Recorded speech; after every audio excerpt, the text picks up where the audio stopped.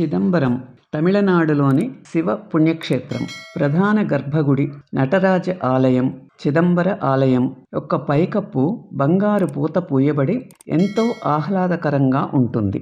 తంజావూరు జిల్లాలో 60 కిలోమీటర్లు, పాండిచ్చేరికి 59లో పరమ పవిత్రమైన చిదంబరం ఆలయములో పరమశివుడు తాండవ నృత్యము చేశాడని భక్తులు నమ్ముతారు. ఇది చాలా పురాతనమైన చరిత్ర.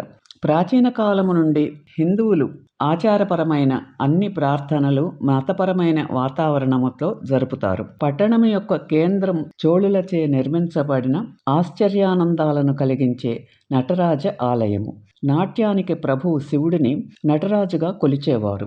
ఈ ఆలయములో బంగారు పూత పూసిన పైకప్పుతో చాలా గొప్పదైన గుడిసెలాంటి గర్భగుడి ఉంది. భారీ స్తంభాలతో కలిసి శివగంగా ట్యాంకు, 4 రంగులు గల గోపురాలు ఉన్నవి. ఎక్కువ ఆసక్తికరమైనది తూర్పు గోపురం. భరతనాట్యము యొక్క 108 చేతులు, కాళ్ళు కదలికలతో 5 కళ వివరములను, శిల్పాలను కలిగి ఉన్నది. ఈ శాస్త్రీయ ఆలయం యొక్క నాట్యం వాస్తవంగా అందరికీ నేర్చుకోవడానికి అనువుగా ఉంటుంది. 3 పెద్ద ఆవరణలు ప్రత్యేకముగా వాటి ప్రయోజనాల కోసము నిర్మించబడినవి. బయటి ఆవరణలో శివగంగా ట్యాంకు, పేరు రాజసభ, ఆలయ ఆచారాలకు, పండుగలకు వేదికగా నిర్మించబడిన 1000 స్తంభాల హాలు ఉన్నాయి. అనేక మంది చోళరాజుల పట్టాభిషేకములు ఇక్కడ జరిగినవి. రెండవది దేవసభ. దేవత మధ్య ఆవరణలో గల దేవసభలో ఆలయ కంచులు ఉంచబడినవి. పరిపాలనా కార్యక్రమాలు అన్నీ ఇక్కడ నుండే జరిగేవి. ప్రక్కనే ఉన్నది నృత్య సభ. ఎంతో గొప్ప శిల్పకళ సేకరణ ఇక్కడ ఉన్నది. అద్భుతమైన ఊర్ధ్వ తాండవము.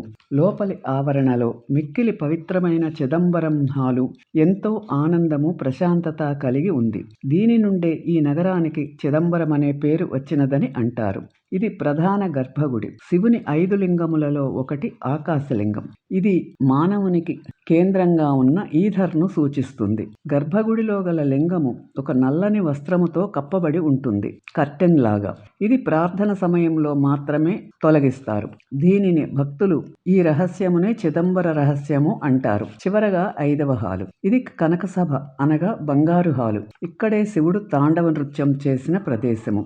మిగిలిన ప్రదేశములో ముఖ్యమైనది గోవిందరాజస్వామి మందిరము. ఇక్కడే విష్ణువు ఆరామము ఉన్నట్లు తరువాత శివకామసుందరి మందిరము శివుని నాట్యమునకు అంకితమైనది. పార్వతీ సుబ్రహ్మణ్య స్వామి మందిరము.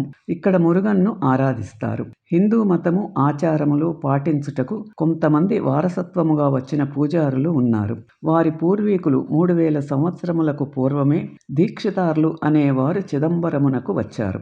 వీరిని సులభముగా వీరి ముడుల వలన గుర్తించవచ్చు. ఇంకొక ప్రధానమైన పేరు అన్నామలై యూనివర్సిటీ.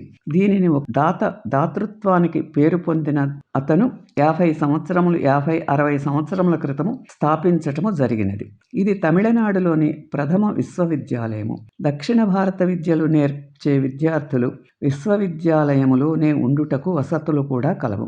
చిదంబరమునకు తూర్పున 16 కిలోమీటర్ల దూరములో నటరాజస్వామి దేవాలయము, పిచ్చవరము అనే ప్రదేశములో ఎంతో అందముగా బ్యాక్ వాటరు, చాలా ప్రసిద్ధి పొందిన అడవులు, 1700 ద్వీపాలు, 400 కాలువలతో వెళ్ళిన వాళ్ళు ఆహ్లాదముగా బోట్లలో ఆ ప్రదేశములో చూసుటకు ఎంతో అందమైనదిగా ఉంటాయి. ఇదే చిదంబరమును గురించి.